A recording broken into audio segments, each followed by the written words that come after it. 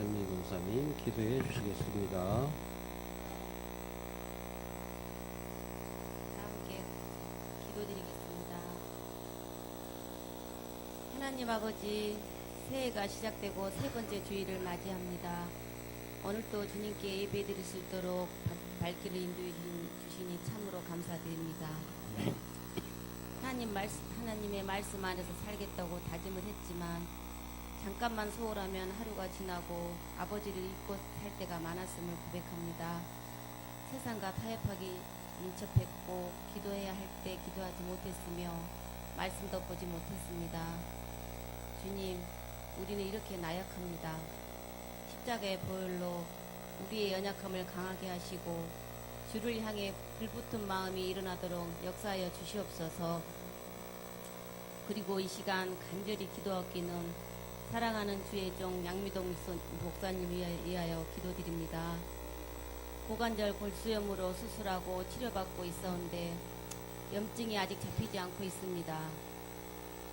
요화 라파 치료에 하나님이 어루만주시어 포도당 기운을 하루속히 소멸시켜 주시옵소서. 좋은 약 꼭 맞는 항생제를 찾았어도 더디 낫고 있으니 능치 못한 일이 없는 주님, 주님의 능력을 의지합니다. 깨끗하게 낫기를 원합니다.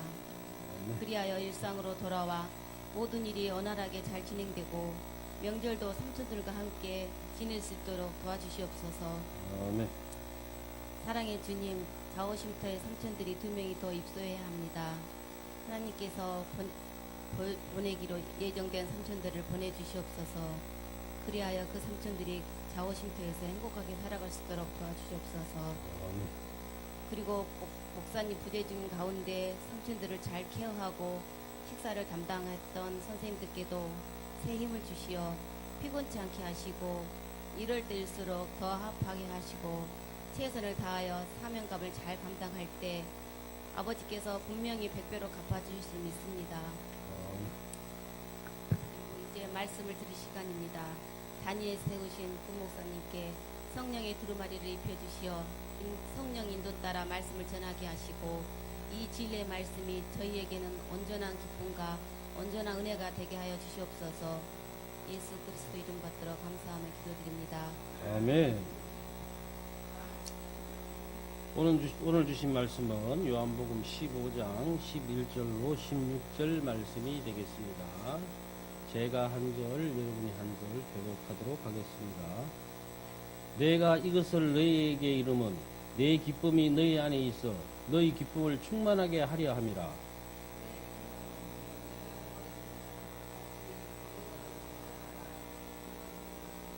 사람이 친구를 위하여 자기 목숨을 버리면 이보다 더 큰 사랑이 없나니.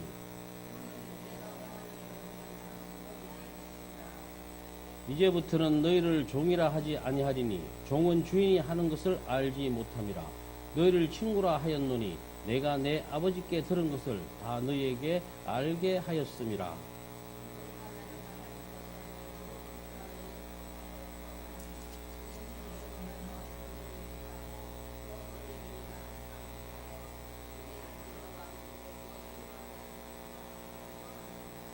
아멘.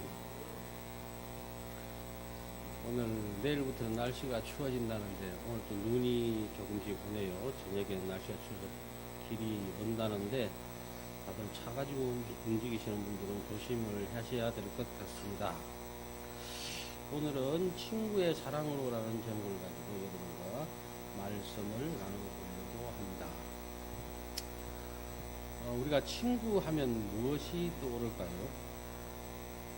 친구 그러면 예전에 상영됐던 영화 친구라는 영화가 있죠. 그거 보게 되면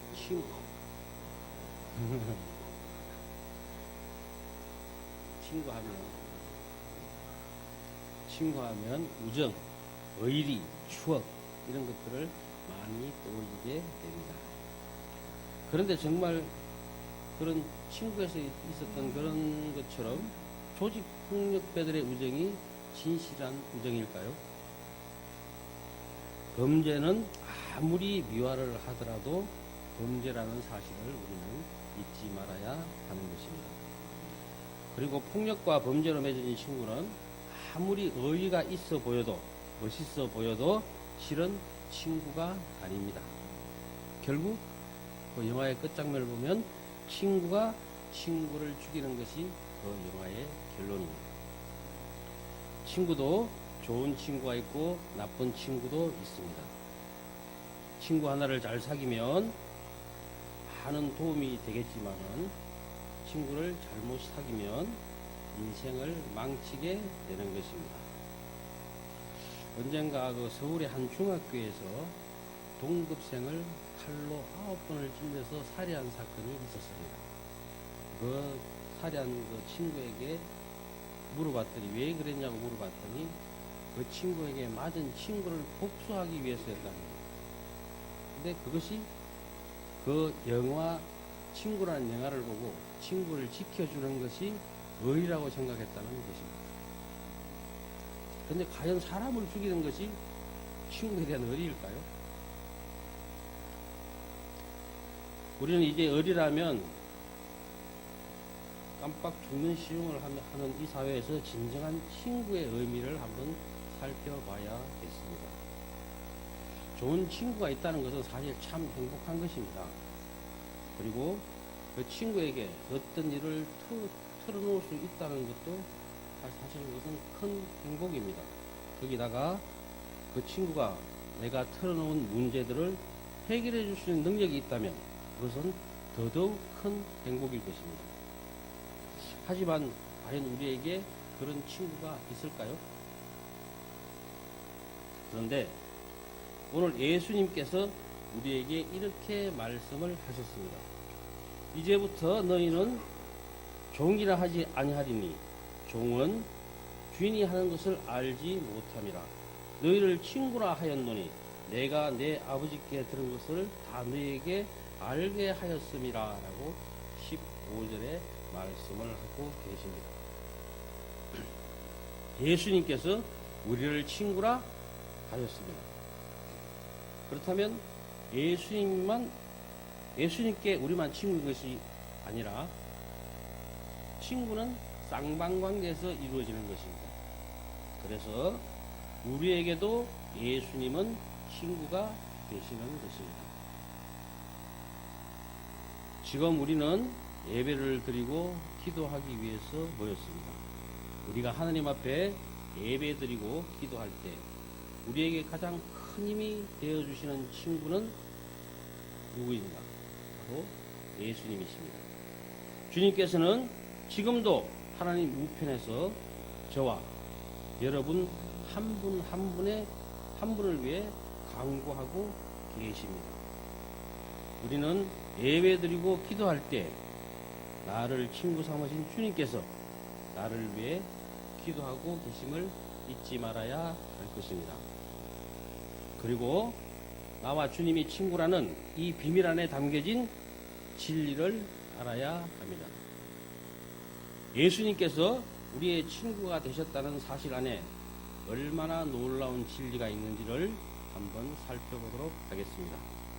첫째, 예수님은 우리를 친구로 부르셨습니다. 사람이 친구를 위하여 자기 목숨을 버리면 이에서 더 큰 사랑이 없나니라고 본문 말씀에 나와 있습니다. 여러분, 예수님께서는 바로 나를 살리기 위해서 내 죽음의 자리로 뛰어들어 당신은 죽으시고 마땅히 죽어야 했던 나를 살리신 것입니다. 그래놓고는 그런 나에게 너는 나의 친구라고 말씀하고 계시는 것입니다. 예수님과 내가 저절로 친구가 되어지는 것은 아닙니다.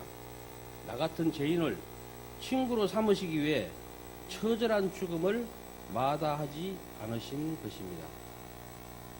본문 15절에 주님께서 얼마나 중한 값을 치르시고 우리를 친구 삼았는지 밝혀주고 계십니다. 이제부터는 너희를 종이라 하지 아니하리니 종은 주인이 하는 것을 알지 못함이라. 너희를 친구라 하였노니 내가 내 아버지께 들은 것을 다 너희에게 알게 하였음이라 라고 말씀을 하고 계십니다. 이전까지 우리는 종이었습니다. 종에서 친구가 된 것입니다. 이게 얼마나 큰 변화이십니까? 고대 왕들 중에는 특별히 선발된 척근들을 거느리는 왕들이 있었습니다. 그 척근자들은 왕의 특별한 친구로서 지금의 대통령의 자문위원 그런 역할을 담당을 했겠죠. 하지만 이들은 단순한 정치에 따른 고문위원과는 전혀 달랐습니다. 그들은 왕의 가까운 친구로 왕을 보필했고 항상 왕과 만나기 쉬운 가까운 곳에 있었습니다. 심지어 그들은 왕의 침실까지도 들어갈 수가 있었습니다. 그리고 왕은 그들의 충고를 어떤 다른 장군들이나 정치인 또는 나라의 통치자들의 충고보다도 훨씬 더 귀하게 여겼다는 것입니다. 그러니까 왕과 그들의 관계는 모든 형식을 초월한 사랑과 신뢰로 결속된 깊은 우정의 관계였습니다. 지금 보면 굉장히 우리가 봐도 부러운 우정의 관계였습니다. 그런데 이보다 더 깊은 관계가 예수님과 우리 사이에 맺어졌다는 것입니다. 종이었던 존재가 친구가 되었다. 생각을 한번 해보십시오. 얼마나 놀라운 사실입니까? 사실 우리는 주님 앞에 종보다도 천한 존재입니다. 그래도 종 같은 레벨로 종은 그래도 같은 인간 레벨입니다. 그러나 사람과 하나님은 전혀 같은 레벨이 아닙니다. 결코 같은 레벨이 될 수 없는 존재입니다. 그럼에도 불구하고 우리에게 친구하자라고 하시고 아버지께 들은 것을 다 우리에게 알려주시는 것입니다. 사랑에는 세 가지가 있습니다. 첫 번째 사랑은 만약의 사랑입니다. 이 만약의 사랑은 조건부 사랑입니다. 내 소원을 들어준다면 당신을 몸바쳐 사랑하겠습니다. 본수품이나 지참금을 많이 가져온다면 당신과 결혼하겠습니다. 학벌이 높고 재산이 많다면 당신과 결혼하겠습니다. 이런 사랑을 만약의 사랑이라고 합니다.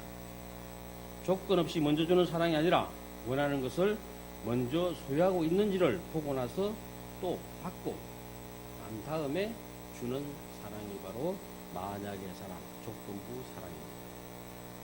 두 번째 사랑은 때문의 사랑입니다. 이 사랑은 자기 사랑을 주고자 하는 사람의 인물, 직업, 학벌 또는 재산 때문에 주는 사랑입니다. 그가 멋지기 때문에 사랑한다. 그가 미인이기 때문에 사랑한다. 그가 잘해주기 때문에 사랑한다. 이렇게 조건이 없이 먼저 주는 사랑이 아니라 내가 원하는 것을 상대가 가지고 있기 때문에 주는 사랑. 이것이 때문의 사랑입니다. 사람들은 주는 데서 자기의 사랑을 확정하려 하기보다는 받음으로써 상대방의 사랑을 확인하려고 하는 경향이 굉장히 강합니다. 세 번째 사랑은 불구하고 사랑입니다. 사랑은 어떤 조건이나 보답으로 주는 사랑이 아닙니다. 아무런 조건 없이 주는 사랑입니다. 이 사랑은 인물, 직업, 학벌, 재산 모든 것 관계없이 먼저 주는 사랑입니다. 이 사랑이 바로 헌신적인 사랑이요 조건 없는 사랑이며 먼저 사랑이요 또 내리 사랑인 것입니다.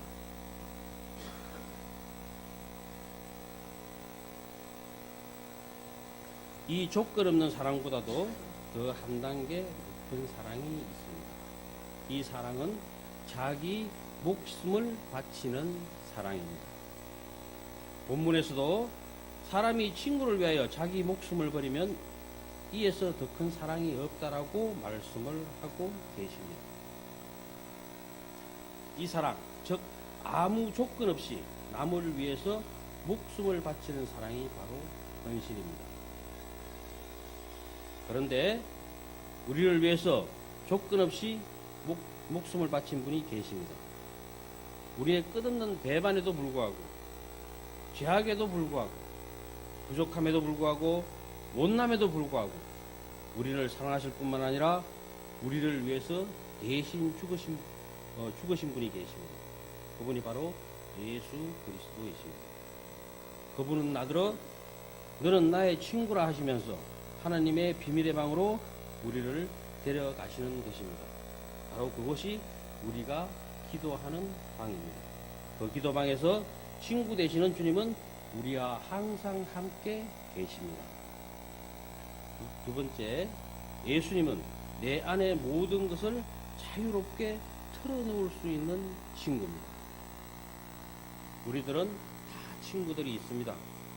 특별히 보면 이제 중고등학교 시절에는 친구가 아버지 어머니보다 더 좋은 시기죠. 친구 때문에 물불을 안 가리고 일을 많이 벌리기도 합니다. 그래서 옛말에 친구 따라 강남 간다는 말도 있는 것입니다.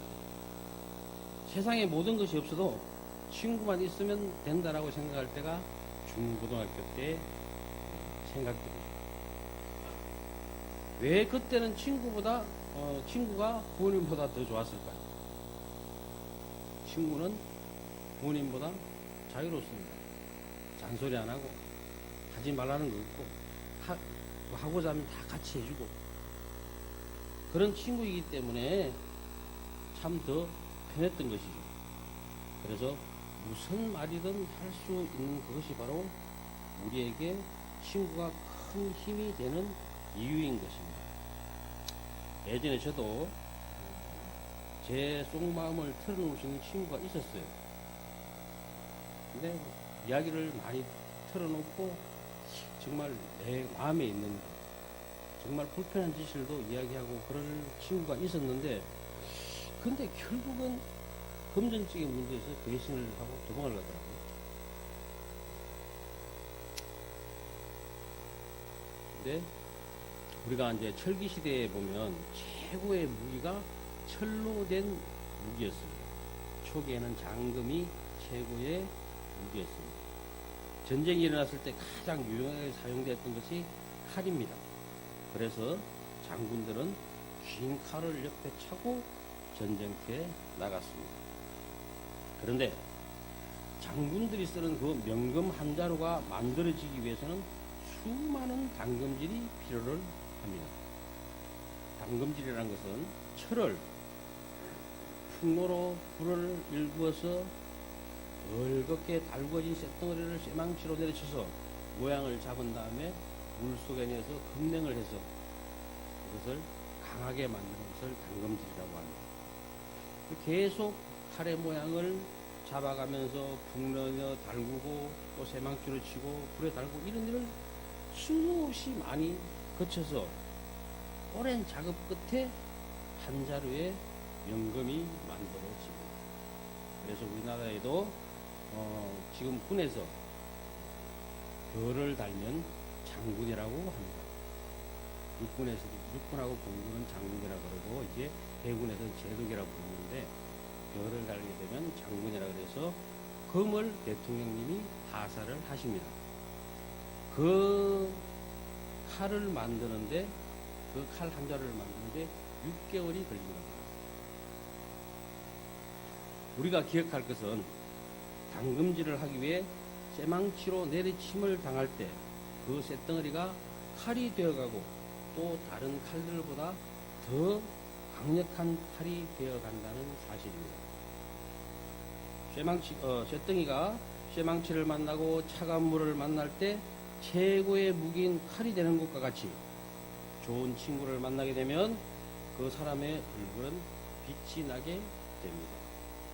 우리에게는 나를 당금질 해주는 좋은 친구가 있습니다. 그 친구는 보통 친구가 아닙니다. 우리 주님이 그 친구이십니다. 주님은 내 안에 모든 것을 안심하고 자유롭게 털어놓을 수 있는 참 좋은 친구입니다. 우리의 어떤 말도 다 들어주십니다.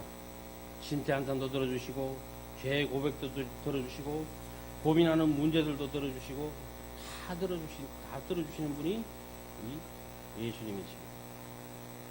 세 번째는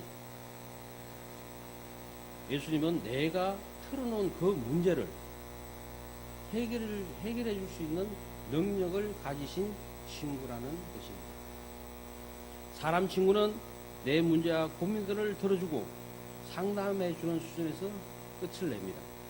좀 더 마음을 써주고 뭐 때로는 물질로서 도와주고 하지만은 결정적인 문제일수록 그 문제를 해결해야 할 장본인은 바로 나 자신이라는 것을 알게 됩니다.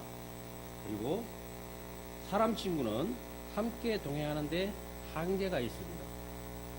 결혼을 하게 되면 길러야 될 자녀도 태어나고 뭐 자기 가족을 먼저 챙겨야 되니까 그 친구 사이는 예전처럼 그렇게 가깝게 지낼 수가 없는 것입니다.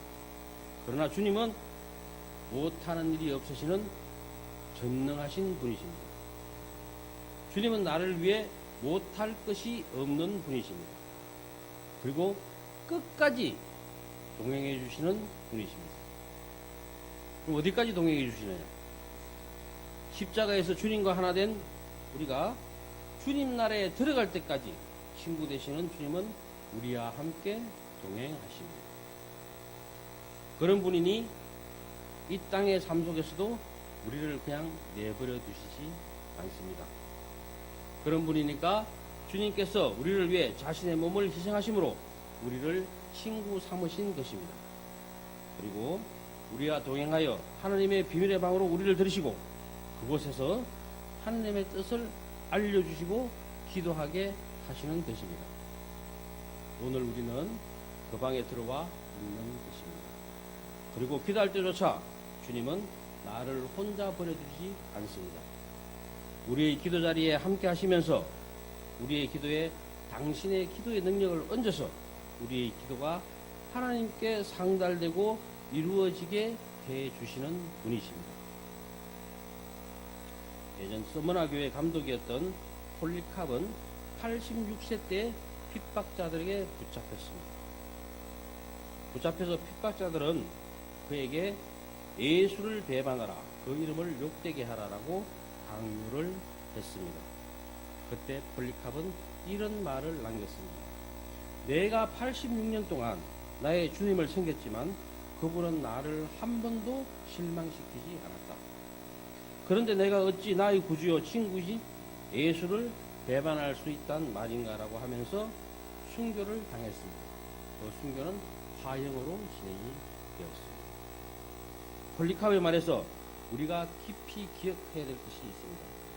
주님은 그의 친구였다는 사실입니다.